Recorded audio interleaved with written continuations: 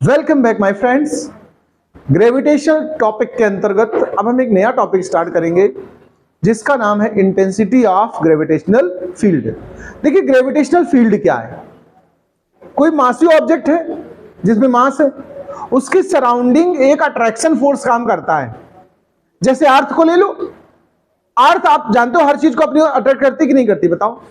तो जहां तक अर्थ का अट्रैक्शन फोर्स काम कर रहा है, यानी वहां तक अर्थ का ग्रेविटेशनल फील्ड है। ऐसे सन का भी किसी पॉइंट तक होगा। जैसे आपने अभी सुना होगा आदित्य L1 के बारे में, सुना? जो आदित्य L1 है, L1 का मतलब समझते हो क्या है? L1 वर्ड क्यों आया? मतलब सुनिए, अभी हम समझाने वाले हैं ग्रेविटेशन फील्ड। जैसे ये अर्थ है सपोज करिए, और ये सन है। मैं एग्जांपल में ऐसे समझाना चाहता हूं। ये सन है हमारा। देखिए, सन का ग्रेविटेशनल पुल इधर को खींचेगा ऑब्जेक्ट को, और अर्थ का ग्रेविटेशनल पुल अर्थ की तरफ खींचेगा। देखो, ये दोनों ही अट्रैक्शन कहीं ना कहीं एक दूसरे के लिए इक्वल हो जाएंगे और अपोजिट हो जाएंगे। बोलो भाई जैसे दो मैग्नेट ही रख लो और एक आयरन की नीडल रखनी मुझे, तो एक मैग्नेट अपनी ओर खींचेगा, दूसरा अपनी ओर खींचेगा, लेकिन कहीं ना कहीं दोनों मैग्नेट को ज्वाइन करने वाली लाइन पर एक ऐसा पॉइंट होगा जहां पर दोनों के फोर्स इक्वल होंगे और अपोजिट होंगे। तो नेट फोर्स क्या काम करेगा? वहां जीरो, बैलेंसिंग पॉइंट आ जाएगा कि नहीं, बताओ। वैसा ही एक ये पॉइंट है जिसे L1 नाम दिया गया है। यहां पर ग्रेविटेशनल पुल कितना है? जीरो। यानी सन का ग्रेविटेशनल पुल और अर्थ का ग्रेविटेशनल पुल दोनों इक्वल हो गए और अपोजिट हो गए हैं। L1 नाम क्यों है ये भी समझना। ऐसे टोटल 5 पॉइंट सन के चारों तरफ फाइंड किए गए हैं अभी तक, और फाइंड करने वाले जो हैं उनका नाम लैग्रेंजियन है। क्या है? लैग्रेंजियन। इन्हीं के नाम पर लैग्रेंजियन पॉइंट 1, लैग्रेंजियन पॉइंट 2, ऐसे 5 पॉइंट्स है।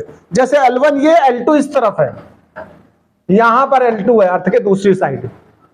ये 15 लाख किलोमीटर अर्थ की जगह से है। कितनी? कहां से? अर्थ से अगर डिस्टेंस L1 की कही जाए तो कितनी है? 15 लाख किलोमीटर। ये L1 पॉइंट है हमारा। जो आदित्य L1 जा रहा है वो यहां पर रुक जाएगा और यहां रुक करके सन के बारे में स्टडी करेगा। सन पर जाके नहीं लॉन्च करेगा, ठीक है, लैंड नहीं करेगा। तो L1 वर्ड यहां से आया है। मैं अब फिर वापस अपना आता हूं, इंटेंसिटी ऑफ ग्रेविटेशनल फील्ड। तो मैं यही समझाना चाहता हूं कि हर मासिव ऑब्जेक्ट के आसपास एक डिस्टेंस होती है जहां तक उसका अट्रैक्शन पुल इफेक्टिव रहता है, वो उसका ग्रेविटेशनल फील्ड बोला जाएगा। क्लियर बात?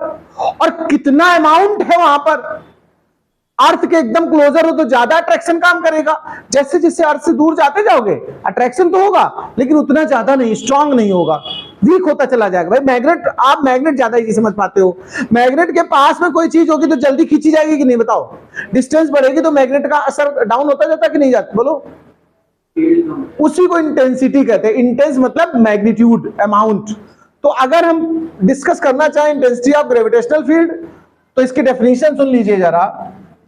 फार्मूला वाइज तो हम कहते हैं फोर्स पर यूनिट मास। ध्यान देना, इंटेंसिटी ऑफ ग्रेविटेशनल फील्ड ये वेक्टर क्वांटिटी है, ये इन दोनों का रेशियो है। किसका? Force of attraction per unit mass. तो हम कहेंगे the force of attraction acting on any object of unit mass due to any other massive object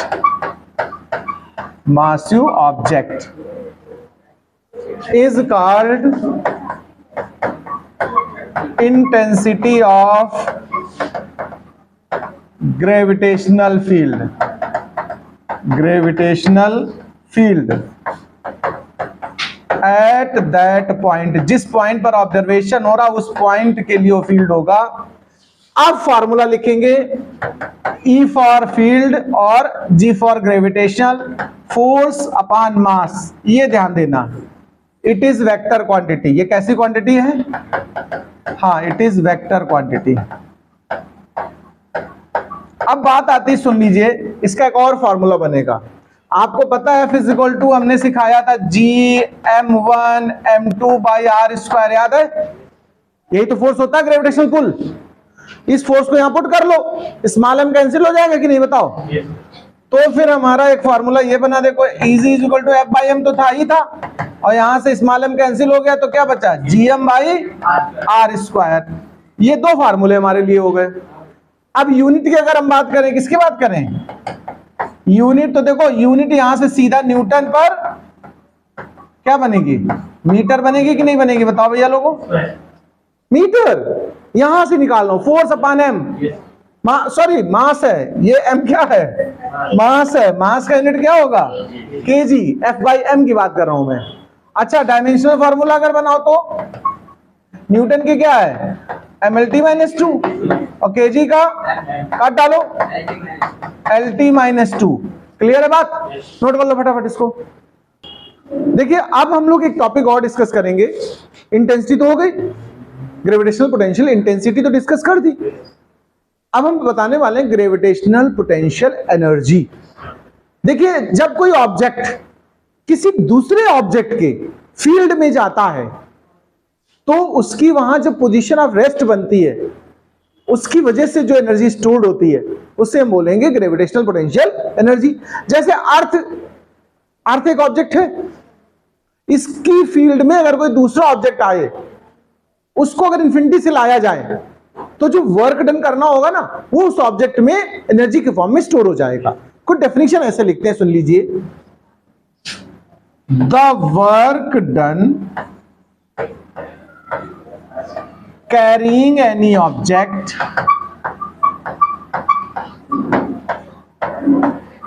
from infinity. हम ऑब्जेक्ट को कहां से ला रहे हैं? हाँ, the work done carrying any object from infinity to gravitational field of any other object is stored in form of energy.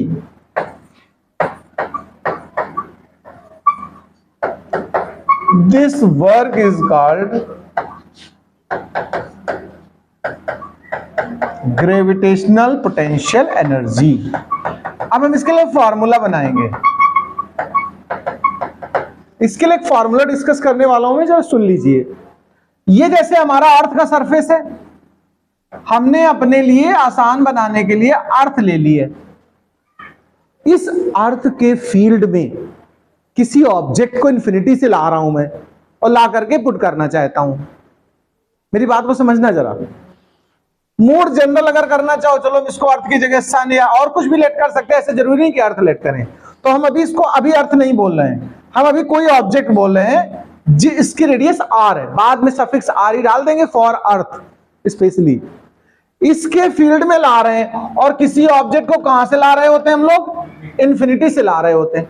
Long distance होती है, एक साथ नहीं ला पाते हैं, हम स्टेप्स में लाते हैं। कैसे लाते हैं? तो इसको छोटे छोटे स्टेप्स में डिवाइड कर दो। जैसे पहले ए पॉइंट, फिर बी पॉइंट, फिर सी पॉइंट, फिर डी पॉइंट, ऐसे कुछ स्टेप्स में इस डिस्टेंस को इंफिनिटी तक की को डिवाइड कर दिया।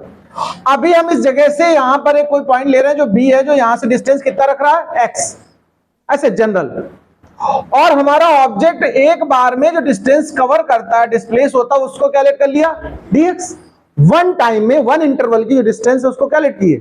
dx। और जब यहां कैलकुलेशन जिस जगह हम करना चाहते हैं, वहां की डिस्टेंस क्या ले ली सेंटर से? x। यहां पर ला करके हम उस मास m को रखना चाहते हैं, इस मास m को, जो ऑब्जेक्ट ला रहे हो इंफिनिटी से। जो ऑब्जेक्ट हमारे इंफिनिटी से आ रहा है, उसके मास को हमने क्या लेट किया? Small m। और जो हम जिसके फील्ड में ला रहे हैं, जैसे अर्थ या सन या मून के फील्ड में, भाई अभी गया, अभी हमारा विक्रम रोवर गया जैसे सपोज करो, तो उसका मास स्मॉल m है, और ये मून का मास है, ये उसकी रेडियस है। हम जानना चाहते हैं इस समय उसका पोटेंशियल एनर्जी कितना है। तो इसकी कैलकुलेशन करने के लिए हम डिफरेंशियल इंटीग्रेशन मेथड यूज करते हैं। तो आपको पता है वर्क, वैसे फार्मूला क्या होता है? Work done is equal to force into displacement होता कि नहीं होता, बताओ भाई जी, ये पढ़ा सब लोगों ने कि नहीं, बताओ। डिस्प्लेसमेंट, तो वर्क डन को डिफरेंशियल फॉर्मेट में ले रहे हैं हम इस तरीके से, और डिस्प्लेसमेंट को एक बार में कितना ले रहे हैं, dx, तो dw equal to f dx होगा। इसमें कोई एतराज किसी को? अच्छा, ये एक ऑब्जेक्ट है m1 और दूसरा ऑब्जेक्ट ये m2 है, बीच का सेपरेशन कितना है, x। अगर दो ऑब्जेक्ट एक दूसरे से कुछ दूर पे रखे हो तो उनके बीच में जो फोर्स काम करता है उसको क्या बोलते हो, ग्रेविटेशनल फोर्स।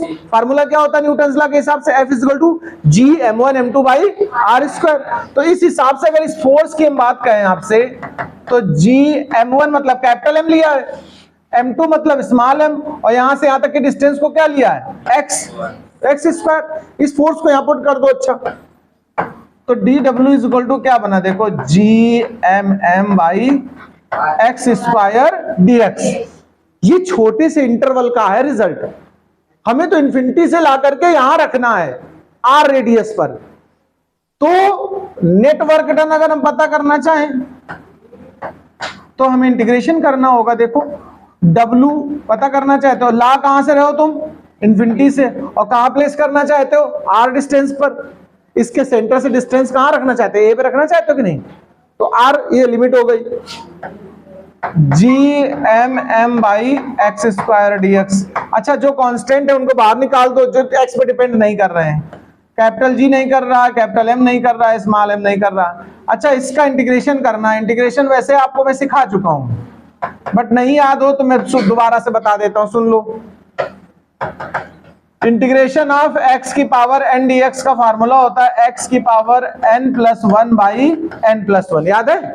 तो अगर हम x की पावर प्लस 2 का अगर करते तो x की पावर 3 बाई 3 होता, लेकिन x की पावर अगर माइनस 2 का कर रहे हो तो पता क्या होगा, -2 प्लस 1 अपान -2 प्लस 1, मतलब क्या हो जाएगा पता है इसका, -1 बाई एक्स। देखो ध्यान से भाई, एक्स इनवर्स बचा और माइनस बचा, तो इसका इंटीग्रेशन देख लो, मैंने वहां करके दिखाया है, आप लोग समझ लें। तो ये माइनस का 1 बाई एक्स हो गया, इन्फिनिटी से कैपिटल R। अब लिमिट अप्लाई कर दो, पहले अपर फिर माइनस लोअर, तो यहां G capital M small m -1 by capital R, और माइनस माइनस दो बार होने की वजह से प्लस। अच्छा, इन्फिनिटी से डिवाइड करते हैं तो जीरो आता, पता कि नहीं पता ये बात, तो यहां जीरो आ चुका होगा। तो हमारा जो रिजल्ट आया देखो वर्क डन का, वो कितना आया, -gmm बाई r। यही वर्क एनर्जी के फॉर्म में स्टोर हो जाएगा, दिस वर्क बिकम्स एनर्जी, या वही पोटेंशियल एनर्जी मतलब। तो इसको W की जगह हमने सिंबल में क्या यूज कर लिया, U सिंबल यूज कर दिया। अब सुनो, ये जनरल फार्मूला हो गया। अब फॉर अर्थ अगर यही फार्मूला यूज करना चाहें, फॉर अर्थ के लिए अगर यूज करें तो m जो कैपिटल है वो क्या हो जाएगा, मास ऑफ अर्थ। ऑब्जेक्ट का मास हम स्मॉल m ही रखेंगे, और रेडियस की जगह क्या हो जाएगी, r ही। बताओ, ये हमने अर्थ के रिस्पेक्ट में कर दिया, इतना नोट करो, फिर आगे का पॉइंट बताते हैं। देखिए, ग्रेविटेशनल पोटेंशियल समझ लेना, जैसे इलेक्ट्रिक फील्ड था वैसे पोटेंशियल होता है, ऐसे ग्रेविटेशनल फील्ड और ग्रेविटेशनल पोटेंशियल है। ये ग्रेविटेशनल पोटेंशियल है क्या, मैं समझा देता हूं एक बार। जैसे अगर हम सपोज करें थोड़ी देर के लिए, किसी भी मासिव ऑब्जेक्ट के लिए ये फील्ड हो गई ग्रेविटेशन की, क्या हो गई, यानी इतनी पूरे इलाके में उसका इफेक्ट है, और एक मास स्मॉल m इंफिनिटी से ला रहे हैं, कहां से ला रहे हैं, इंफिनिटी से, और इस जगह ला करके उसको पुट कर दिया मैंने। तो यहां से यहां तक ब्रिंग करने में कोई वर्क डन करना पड़ेगा कि नहीं, जो भी कैलकुलेट किया जैसे। और अगर इस वर्क डन में इस ऑब्जेक्ट के मास को डिवाइड कर दो आप, जो भी मास आप लाए हो, तो ये वर्क डन और मास का जो रेशियो होगा उसे बोलते हैं ग्रेविटेशनल पोटेंशियल। क्या बोलते हैं, यानी बहुत सिंपल वर्ड्स में अगर मैं कहूं तो मैं ये कहूंगा, when any mass m is carrying from the infinity toward any gravitational field, then the ratio of work done and the magnitude of mass is known as gravitational potential at that point। तो definition पहले लिखते हैं, सुनिए। When any object of mass small m brings from infinity to brings from infinity to gravitational field,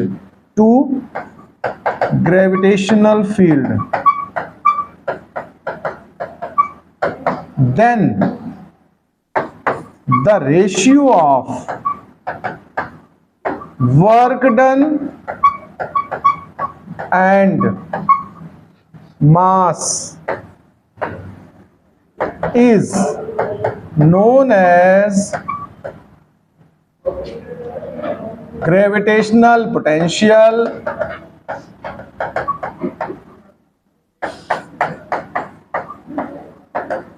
at that point. Formula आप लिखेंगे, आप V potential का symbol है, G ग्रेविटेशन के लिए यूज करोगे, W/m। एक तो ये फॉर्मूला बना। अच्छा, अभी जो डेरिवेशन किया था उसमें W हमने क्या निकाला था, किसी को याद है फॉर्मूला? देखो W कितना निकला था बताओ, G/m/r था। अगर यहां पर हम ये पुट कर देंगे तो देखो जरा क्या बनेगा फॉर्मूला, जरा देखना भैया लोगों, यहां पर देखो Vg is equal to minus G/m/r put करोगे, 1 m पहले से काट डालो तो देखो क्या बना Vg भाई साहब, माइनस Gm/r हुआ। ये पोटेंशियल का फॉर्मूला हो गया। तो हमारे पास पोटेंशियल के दो फॉर्मूले बन गए, देखो एक बन गया W/m और दूसरा बन गया माइनस Gm/r। ये फॉर्मूला याद कर लेना। अगर हम अर्थ के लिए यही बनाना चाहें, फॉर अर्थ या इनसाइड अर्थ, तो फॉर्मूला क्या बनेगा, W/m माइनस का हो जाएगा is equal to Gme/re। Unit और डायमेंशन और निकाल देते लगेदार में। यूनिट देखो W/m है ना, ये वर्क की यूनिट क्या होती है, जूल, और मास की क्या होती है, केजी। डायमेंशनल फॉर्मूला देखो जरा, वर्क हो गया ml2 t-2 kg हो गया m, कैंसिल आउट कर दो तो क्या बना, बना कि नहीं बना बताओ। अच्छा, एक और बात ध्यान से समझना जरा मेरी बात, यहां पर ये जो क्वांटिटी Vg निकली है ना पोटेंशियल, ये स्केलर क्वांटिटी है। Gravitational potential is scalar quantity, ये जरूर ध्यान रखना। अब आप नोट कर लो पूरा।